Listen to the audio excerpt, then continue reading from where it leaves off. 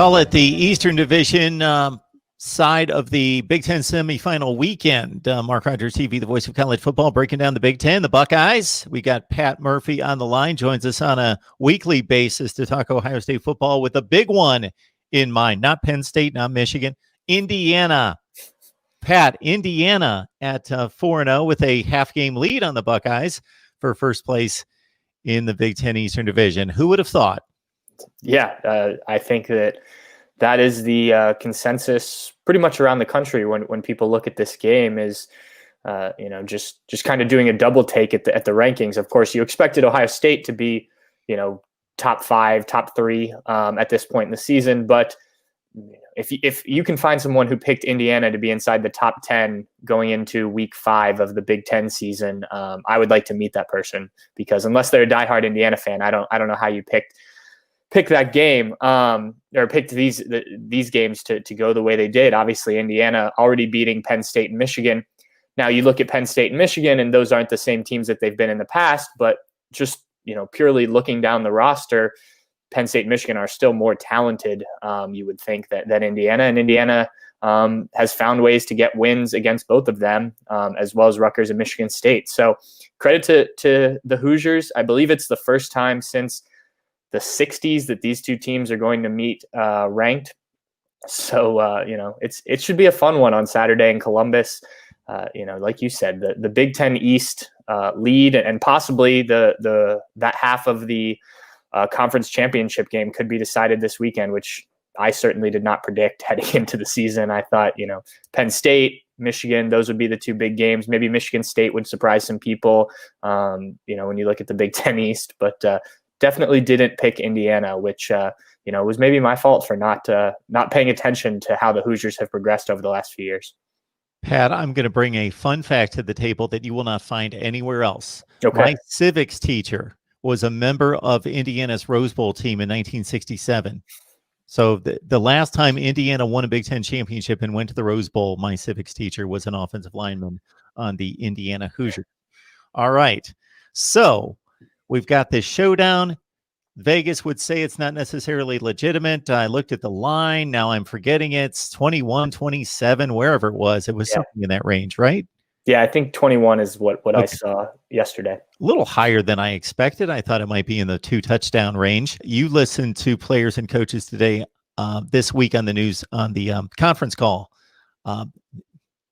They feel that they're legit. And this has been building, even going back to Kevin Wilson's time at Indiana. They were giving the Eastern powers fits.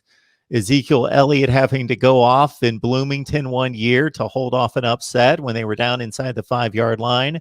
I remember Jalen Marshall going off in 2014 with kickoff return, punt return for a touchdown. Indiana led 21-20 in the fourth quarter. They've taken Michigan good Michigan teams to overtime twice. Penn State the last several years before they pulled off that miraculous 36-35 win. So this has been building, and Tom Allen has certainly done an outstanding job. Absolutely. And I think it starts with Tom Allen, leading this program and having confidence. You mentioned the underdog, that Indiana is a major underdog in this game, 21 points, 3 touchdowns, and we'll see where that spread ends. But, the Indiana coaches and players were asked about this on Monday, and, they said, the normal response of, we don't really pay attention to it, but we'll probably use that for motivation at some point this week. It's a very confident team, and I don't mean that in any sort of, overly confident, negative way, but they're not surprised that they've been able to go out and start the season 4-0 and climb into the rankings.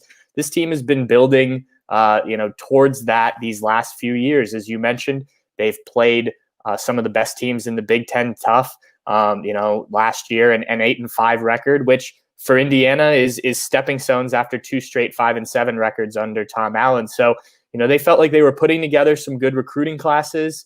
You look at the quarterback, Michael Penix, a guy who, a lot of people thought would end up in the SEC somewhere. And he ends up, due to connections with the coaching staff at Indiana. They've got some players on that team that, were recruited by some major programs and have done some things. Stevie Scott was a guy who was once an major Ohio State target, the running back, and not only do they have talent, but they're scheming things up really well. It's not a perfect a team. I mean, you go back and look at the first game of the season against Penn State. Obviously, that 2-point conversion at the end that everyone saw when Penix dives for the pylon. If that call goes the other way or he doesn't make it quite as far, maybe we're talking about a different circumstance here. But and they've had some other plays that here or there could have gone different ways. But the fact is, they're 4-0, and this is a pretty good football team. This isn't a fluky 4-0 Indiana. And I think that's kind of what the Vegas odds are indicating. Or maybe they just think that there's that much space between the number 3 team and the number 9 team in the country. But, I think that the Indiana will certainly look at that spread and say, we're better than that. And, whether or not they win on Saturday, I think they want to prove that, once again, we can hang with a team like Ohio State. We're moving in that direction. If anybody's curious about my top 25, check it out. I'm not going to divulge anything else, but you might be surprised where I've got Indiana and Ohio State because it's based on other factors.